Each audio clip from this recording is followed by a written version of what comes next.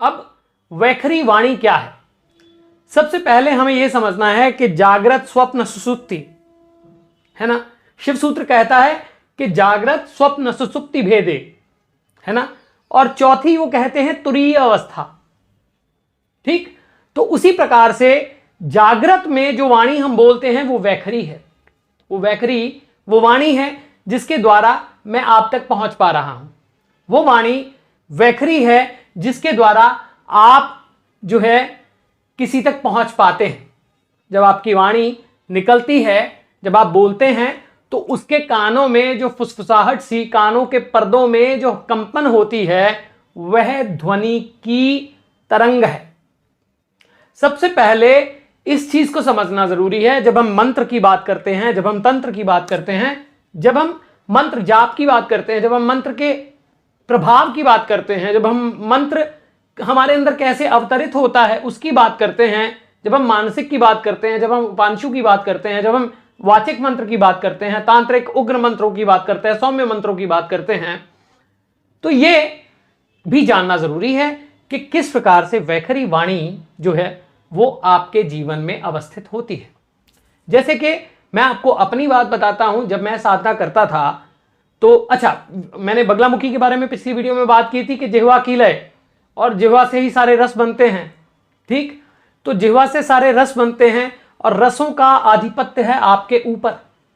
Right, जब मैं साधना करता था तो मेरे गुरु जो थे, जो मेरे योग गुरु थे, जिनसे मैंने संगीत पे ध्यान सीखा और चीजें सीखी, तो उन्होंने कुछ वाणी से संबंधित चीजों को भी मुझे समझाया था कि हम कैसे शब्दों के द्वारा जो है वो लोगों तक पहुंचते हैं, और कैसे शब्द हमारे अंदर बीमारियां तक उत्पन्न करते हैं, और कैसे शब्द ही हमारे अंदर की बीमारियों को ठीक करते हैं। हम जब कोलाहल में होते हैं तो अलग प्रकार की ध्वनि होती है, जब हम शांति में होते हैं तो अलग प्रकार की ध्वनि उसमें भी होती है। तो वैखरी वह वाणी है जो आपके शब्दों के द्वारा सामने वाले व्यक्ति तक पहुंचती है। वैखरी वह वाणी है जिसके द्वारा आप अपने आप को एक्सप्रेस कर पाते हो।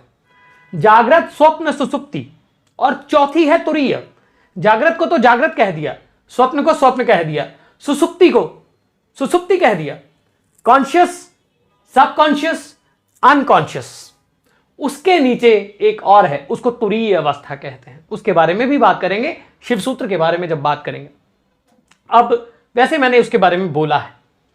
अब हम बात करते हैं कि वैखरी वाणी जो है वो जागृत अवस्था की वाणी है। यानी आप जागृत होकर सुन रहे हैं, मैं जागृत होकर बोल रहा हूं।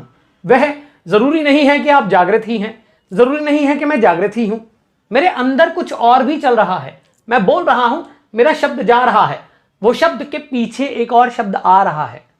वो जो शब्दों के पीछे शब्द आ रहा है उसके पीछे विचार है, और विचार से मेरे विचार है क्योंकि संस्कार है, और संस्कार है क्योंकि मेरा एक अलग से ट्रैवल है।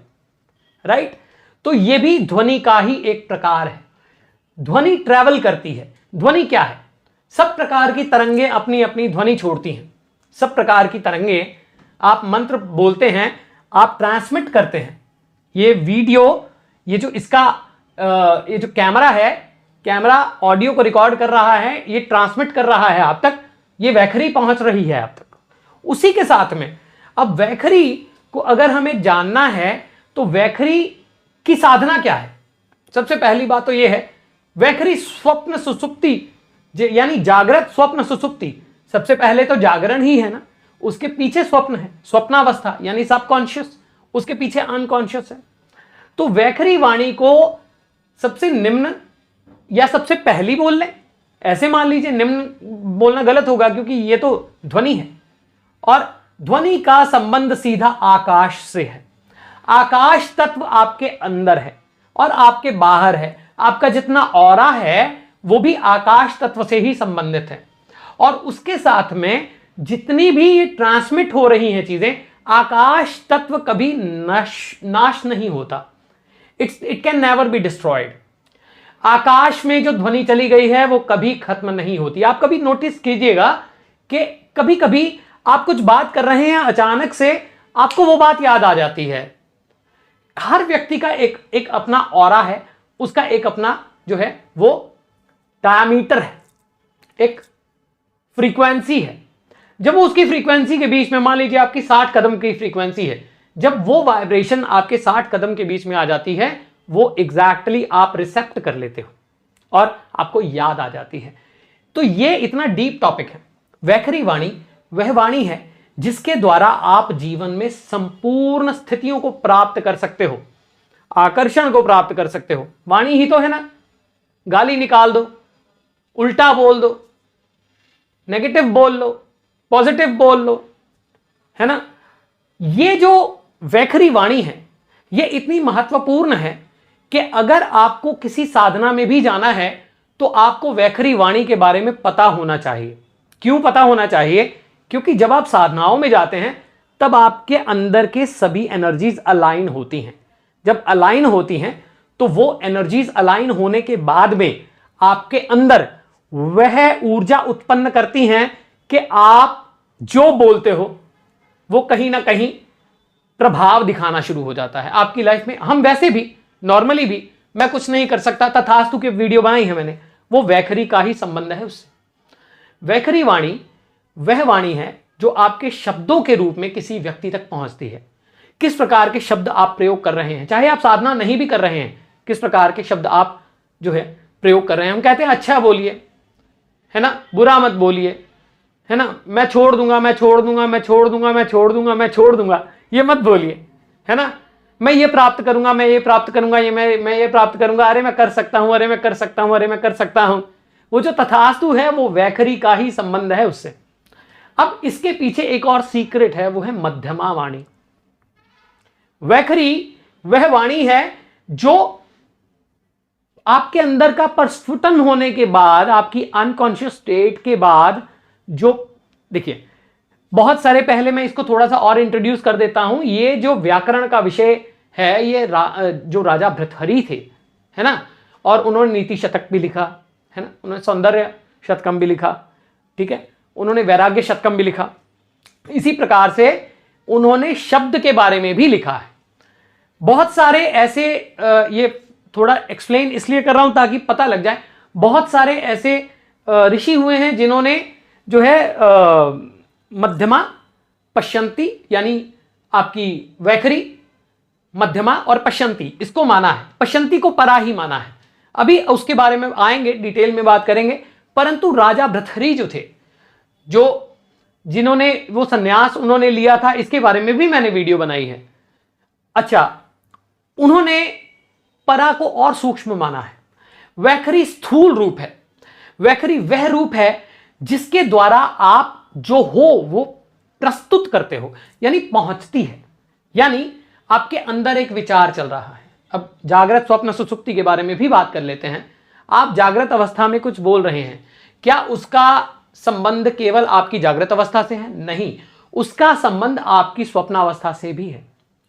गीता वाणी को भी कर्मेंद्रिय बोलती है ना। और वाणी आपकी जो जिह्वा है और जो वाणी है, जो आपके शब्द हैं, वो भी कर्मेंद्रिय का ही जो है वो भाग है। उसी के साथ में वाणी के साथ में विचार को भी कर्म माना गया है। यानी जब आप स्वप्न में जाते हैं, जब आप ड्रीम ले रहे होते हैं, तो क्या आपको लगता है कि ये ड्रीम है? नहीं, आप यू लिव दैट मोमेंट। आप उस मोमेंट को लिव करते हो और वो कहीं ना कहीं आपके संस्कारों से संबंधित होती है। और वो जो संस्कार आपके अंदर उत्पन्न होते हैं वो आपकी अनकॉन्शियस स्टेट से संबंध होते हैं। और ये आपका ट्रैवल है। और ट्रैवल से जो ध्वनि आपके अंदर उत्पन्न होते जा रही है वही वैखरी बन के बाहर आती है। ये वैखरी वाणी के बारे में हम बात कर रहे थे। अब इसके बाद में इसको मंत्र से कैसे जोड़ते हैं। जब हम कहते हैं कि ये कुंजिका में ऐंकारी सृष्टि रूपाय ह्रींकारी प्रतिपालिका क्लींकारी काम रूपिण्य बीज रूपे नमस्तुते चामुंडा चंडघाती यकारी वरदायिनी। अर्थ क्या है इसका, ये मैंने बहुत डिटेल में बोला है। यकारी वरदायिनी, सिर्फ यकारी वरदायिनी के बारे में बात करूंगा। यकारी आकाश रूपिणी, वरदायिनी, जो ध्वनि आप ट्रांसमिट कर रहे हो वो ध्वनि ट्रैवल करके उसी प्रकार की सिचुएशंस को लाके आपके सामने खड़ी कर देती है। तो ये भी एक विद्या है कि आपको कौन से शब्द डिलीट करने हैं और कौन से शब्द अपनाने हैं।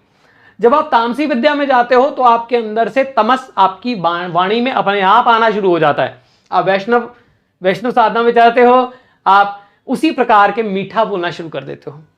आप किसी अघोरी को देखिए, वो क्रुद्ध रहेंगे। बहुत सारे ऐसे भी अघोरी हैं जो फलाहारी हैं, परंतु जो शमशान में रहते हैं, या बहुत सारी ऐसे आप किसी काली के साधक को देखिए, वो उग्र रहेगा। आप विष्णु के साधक को देखिए, वो शांत रहेंगे, सौम्य रहेंगे, है ना। आप शक्ति के साधक को देखिए, वो हमेशा महाबले महोत्साह है, हमेशा उत्साह में रहेगा, है ना। तो उसी प्रकार की वाणी आपके अंदर से निकलनी शुरू होती है। आप उसी प्रकार की एनर्जीज को अट्रैक्ट करते हो। आप उसी प्रकार के शब्द आपके अंदर बनने शुरू हो जाते हैं। मंत्र जिस प्रकार से यह कारी वरदायिनी का अर्थ है, आकाश में आप जो भेज रहे हो वही वर तुम्हारे पास आएगा। यही लॉ ऑफ अट्रैक्शन है, यही सीक्रेट ऑफ सीक्रेट्स है। अंग्रेजों ने किताबें छाप छाप के भैया तुम लोग तक पहुंचा दिया। तुम्हारे कुंजिका ने ही बताया है कि चामुंडा चंडघाती यह कारी वरदायिनी, वो आकाश तत्व तुम्हें वर देता है। और जो तुम ट्रांसमिट कर रहे हो अपनी वैखरी वाणी के द्वारा, और केवल वैखरी वाणी के द्वारा नहीं, अभी तो मध्यमा है, पश्यंती है, अभी तो उसके पीछे परा है। वो जो आकाशिक वाणी है, जो डिवाइन साउंड्स हैं, वो जो गर्भ में बच्चा सुनता है और गर्भ में मां से ट्रांसमिट करता है, ये सब बातें ये सत्य हैं और इनको जानना, यही हमारी धरोहर हैं। इनको जानना बहुत जरूरी है। इसलिए ये केवल व्याकरण का इशू नहीं है, ये सभी रसों से संबंधित है, ये सभी रंगों से संबंधित है, ये सभी जो मां के रूप हैं उनसे संबंधित है। ये केवल व्याकरण का विषय नहीं है, इसको केवल व्याकरण लिया गया है आज तक। शिव सूत्र क्या कहता है, इसके बारे में और क्या बात होती है, ये भी हम बात करेंगे। आज से आप अपने शब्दों को चेक करना शुरू कर दीजिए। ये नवरात्र छोड़ के आपके जीवन की साधना है। आप शब्द क्या बोल रहे हो? आप गाली निकाल रहे हो? आप सही बोल रहे हो? जैसे जब मैंने साधना शुरू की थी तो मैंने एक शब्द छोड़ा था। अब भी मैं वो बोलता नहीं जो आप फोन उठाते हो और सबसे पहले क्या बोलते हो, राइट? आप उस शब्द को तोड़ के देखें, क्या शब्द बनता है? HELLO। आप कॉन्टिन्यूअसली इसको बोल के देखें और आप ध्यान में इसको सुन के देखें, आपको लगेगा कि ये क्या हो रहा है, कितना कोलाहल हो चुका है। अब इसको संस्कृति से जोड़ना नहीं, माफ कीजिएगा, इसको किसी और चीज से मत जोड़िएगा। ये शब्दों का खेल है। जिस प्रकार के शब्द आप बोलते हैं वैसे ही रस बनते हैं, वैसे ही आपको जो है बीमारियां तक लगती हैं। और मंत्र भी अपने आप में ब्रह्मनाद है, मेडिसिन है। हर मंत्र का कोई ना कोई शब्द जो है उसका बेस है, और बेस से आगे और बेस से पीछे एनर्जी है। और एनर्जी जब अकेला शब्द होता है तो वो पश्यंती बन जाता है, वो भी बात करेंगे। और जब कुछ नहीं रहता, जागृत से स्वप्न, स्वप्न से सुसुप्ति, वो अनकॉन्शियस स्टेट, उसके बाद वो तुरीय अवस्था है जो विरले ही प्राप्त करते हैं। और उसी को परा कहते हैं, जो समाधि है, जिसको ध्यान धारणा समाधि कहा जाता है।